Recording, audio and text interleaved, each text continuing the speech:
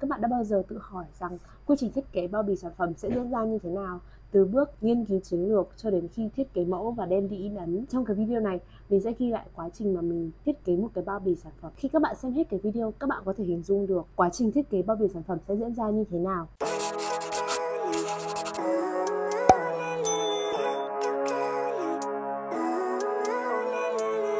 Living life, every day, late at night, not okay. All I want, and I pray, all I need are some better days. Thì sản phẩm mà mình lấy ví dụ ngày hôm nay đó chính là trà bí đao của Wonder Farm.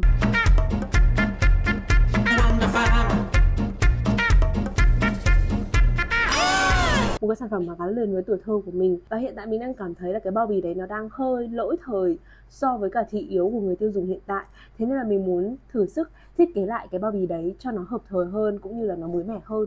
Ok, thì để thiết kế chúng ta sẽ cần đi qua 5 bước cơ bản. Bước 1 đó chính là nghiên cứu sản phẩm. Trong bước này chúng ta sẽ đi sâu vào nghiên cứu công ty cũng như là sản phẩm để hiểu hơn công ty họ là ai và sản phẩm họ muốn nói lên điều gì. Bước thứ 2 đó chính là nghiên cứu chiến lược và tìm kiếm các nguồn cảm hứng thiết kế. Bước 3 chúng ta sẽ cần chuẩn bị guideline và template. Sau đó thì chúng ta sẽ chuyển ngay sang bước 4 đó chính là thiết kế, và cuối cùng chúng ta có bước 5 hoàn thiện sản phẩm và trưng bày nó. Bắt đầu luôn với bước 1. Sản phẩm là một cái loại trà bí đao, một thức uống giải khát trong mùa hè.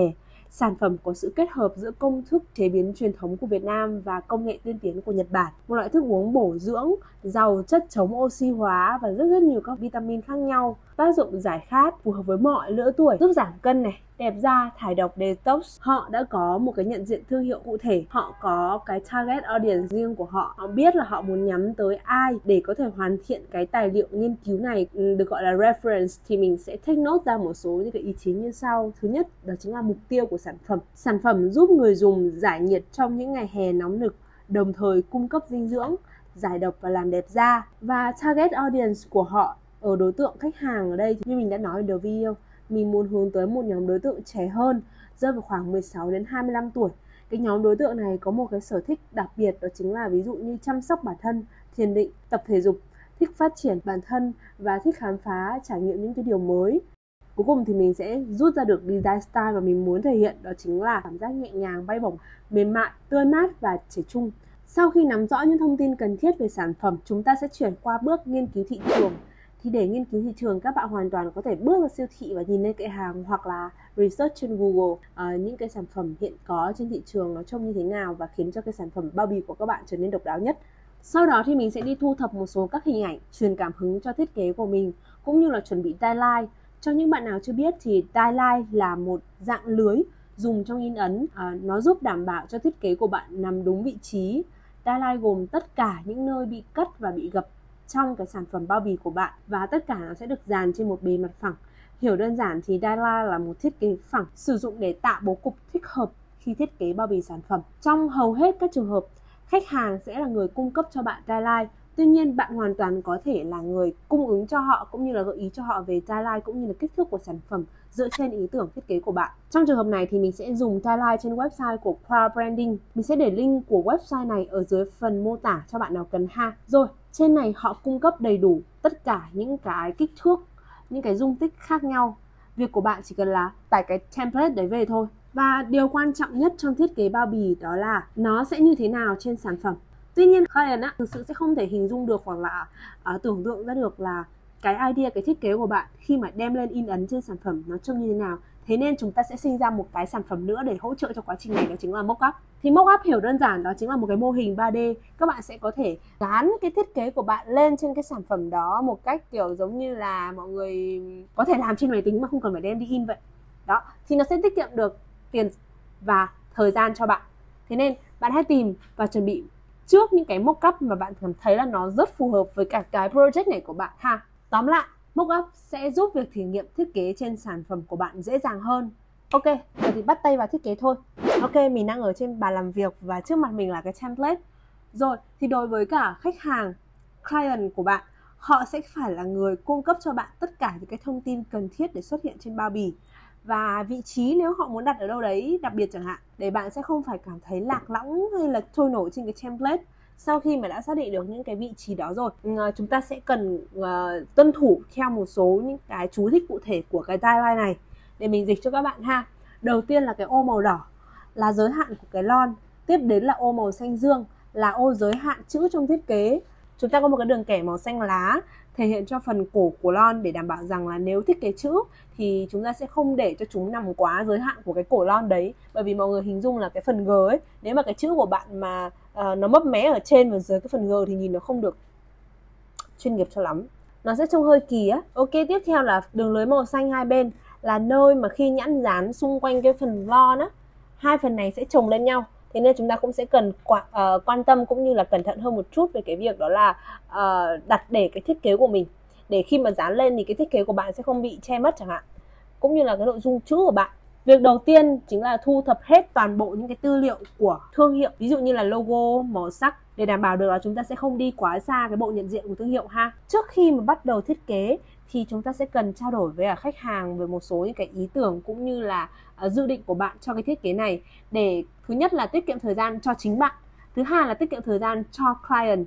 Họ có thể hình dung được là bạn đang dự định làm cái gì, làm như thế nào, liệu nó có phù hợp với cả những mong muốn của họ hay không. Trong trường hợp này thì dựa theo yêu cầu mà mình đã đề ra ở phía đầu video, thứ nhất là mình sẽ thiết kế một cái bao bì nó mới hoàn toàn và nó phù hợp với thị hiếu của giới trẻ. Và đối với cả bao bì hiện tại của dòng sản phẩm này, nó đang hơi thiên về sử dụng hình ảnh vẽ tả thật, là một cái hình ảnh quả bí đao hoặc là quả me hoặc quả chanh leo. Sau đó thì phía đằng sau cái phần background sẽ là gradient tỏa từ phía tâm ấy. Thì thực ra cái bao bì này mình đang cảm thấy là nó đang hơi kiểu giống như bùng nổ và mạnh mẽ một chút. Thế nên là mình muốn triệt tiêu cái cảm giác đấy và đem lại một cái cảm giác nó nhẹ nhàng bay bổng hơn. Thế nên là mình sẽ thiết kế flat design ha. Mặc dù là sẽ rất là khó cho thương hiệu để thử mạo hiểm thay đổi ngoại hình. Rồi thì bây giờ mình sẽ thử làm cho cái bao bì này trở nên trẻ trung hơn ha. Một cảm giác nhẹ nhàng, dễ thương hơn một chút. Bởi vì đa phần những cái loại nước đã có mặt trên thị trường có một cái cảm giác chung về việc đó là sử dụng các cái màu sắc mà nó có cái độ tương phản rất là cao. Các bạn nhìn đứng trước cái kệ hàng và các bạn sẽ cảm thấy là mọi thứ đang đua nhau, khi nhau nói lên rằng tôi rất là nổi bật, tôi có một cái màu rất là đậm nè.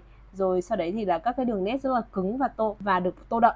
Mình muốn cái thiết kế mới này của Wonder Farm ấy nó phải khác biệt, nó phải nhẹ nhàng hơn. Nó giống như là ok, tôi tỏa sáng theo cách riêng của tôi và tôi không cần phải tranh đua giành giật spotlight giữa một hàng, tất cả những cái cô em đều tỏa sáng như vậy. Tôi đẹp theo cách riêng của tôi và sẽ có người nhận ra điều đấy. Thiết kế này thì mình sẽ thiết kế theo một cái phong cách là flat design và đem lại một cái cảm giác nó đơn giản, nó sẽ minimal hơn, nó tối giản đi một chút và nó hơi mang chất của Nhật Bản. Màu sắc thì mình lựa chọn dựa trên những cái sản phẩm cũ, tức là dựa trên cái bộ palette màu cũ thôi, nhưng mình sẽ giảm sắc độ và sử dụng nhiều hơn cái mã màu pastel để nó đem lại cái cảm giác mềm mại và nhẹ nhàng ha.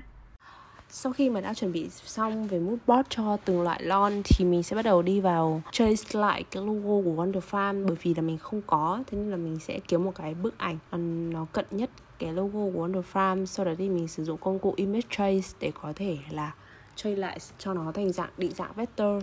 Ngoài ra thì mình sẽ nắn lại một số các chi tiết cũng như là thay đổi màu của nó để làm sao mà mình có được một cái file logo của thương hiệu nó sắc nét nhất.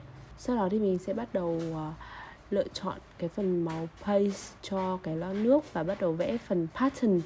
Đối với cả cái phần pattern ấy thì mình sẽ sử dụng công cụ pencil tool để có thể là vẽ nhanh những cái phần shape, những cái mảng màu. Và ở đây thì mình sẽ minh họa lại cái hình dáng của quả bí đao ở những cái góc độ khác nhau. Phần nhìn nghiêng thì quả bí đao nó sẽ hơi có hình dạng oval, nhưng không theo một cái quy luật cụ thể nào đó. Ngoài ra thì xen kẽ những cái phần vị trí này thì mình sẽ vẽ thêm những cái lá và một số những cái chi tiết nhỏ giống như là cái râu bí đao vậy. Sau đó thì mình sẽ bắt đầu thay đổi màu sắc của một số các chi tiết để khiến cho cái phần pattern của mình trở nên sinh động hơn. Sau khi mà hoàn thành cái phần phác thảo nhanh ấy, thì mình sẽ dùng công cụ Smooth Tool để có thể là điều chỉnh lại một số các cái đường nét cũng như là căn chỉnh lại bố cục để cái phần pattern nó hài hòa hơn. Rồi ok, thì mình đang có trên màn hình đó là 4 cái phông chữ và mình ghi thử ra cái vị nước và mình sẽ lựa chọn xem là cái phông chữ nào nó đang phù hợp với cả mong muốn của mình cũng như là cái cảm giác mà mình muốn đem lại. Thì ok, sau khi mà loại trừ một số các phương án thì mình sẽ lựa chọn cái phương án cuối cùng là cái phông chữ có tên là Christmas Farmhouse. Nghe cái tên tôi đã thấy kiểu rất là Wonder Farm rồi đúng không mọi người? Mình muốn là nhấn mạnh vào các cái loại nước của Wonder Farm, thế nên là mình lựa chọn một cái vị trí đắc địa, xoay dọc cái phần chữ ra để cho nó có thể là một cái signature của dòng nước này. Sau khi mà xong với cái phần tên lon ấy, mình bắt đầu chuyển qua hoàn thành nốt cái phần thành phần của lon nước. Tuy nhiên là đối với cái phần nội dung thành phần ấy thì mình phải ngồi đánh lại bằng tay, tại vì mình không thể tìm được ở đâu nó có một cái bản Word mà phù hợp với cái nội dung mà mình cần. Ngoài ra là cái phần mã vạch ấy thì mình cũng chỉ mô phỏng thôi bằng một cái phần mã vạch bất kỳ ở trên Google. Mọi người hình dung là nếu trong trường hợp đây là một cái project thực của mọi người thì khách hàng sẽ là người cung cấp cho bạn toàn bộ những cái nội dung, bản text cũng như là cái mã vạch chuẩn của sản phẩm để có thể là áp dụng trong việc in ấn và sử dụng bao bì ha.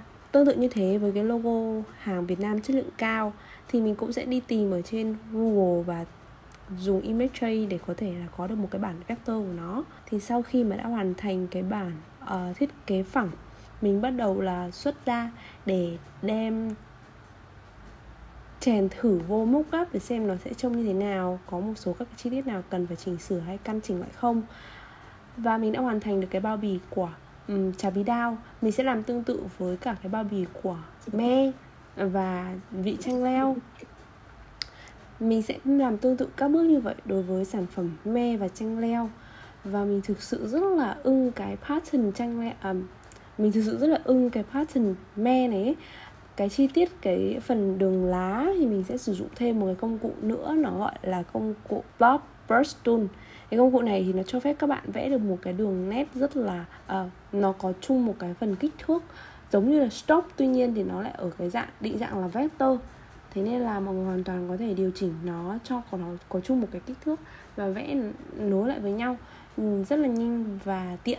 Sau khi mà vẽ hoàn thành xong mấy cái phần pattern như này thì mình cảm thấy là mình rất là bất ngờ, bởi vì mình không nghĩ được là mình có thể vẽ được cái phong cách kiểu dạng bất quy tắc như thế này.